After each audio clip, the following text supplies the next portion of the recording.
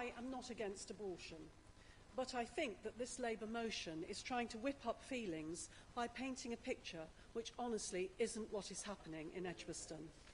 It mentions harassment, then it says street harassment, then it says people should be free from intimidation, and then bullying and intimidation, and then Councillor Francis said in her speech that there is considerable disruption in areas where there are clinics.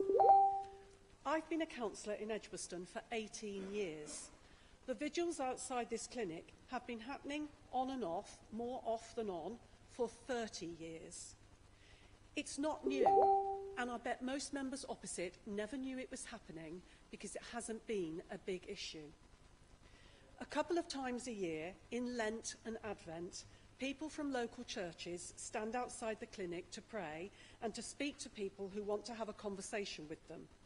Even now in Advent, they are not there all the time. There are never more than 3 people at one time, and this year's vigil is going to end at Christmas.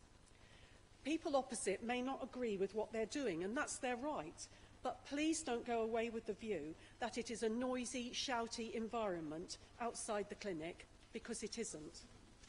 If it was, as an Edgbaston councillor, I would get complaints, not least from residents, because Arthur Road is a residential road. I don't think there's another business in it. It's all houses or flats. And I don't get complaints. I think in my 18 years, I can remember one person, maybe 2, who raised it with me, and that was years ago. This year, only one resident has contacted me, and that was as a result of Councillor Hamilton's comments in the Birmingham Post. And that resident, who wasn't connected to the vigil, said to me that she didn't want a buffer zone, she didn't think it was a good idea. So to sum up, I just think the language used in this motion is provocative and honestly doesn't describe what's been happening in Edgbaston for years. I believe this is a national motion which Labour have latched onto, and they're quite entitled to do that.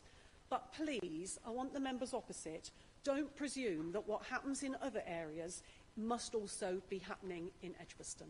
Thank you.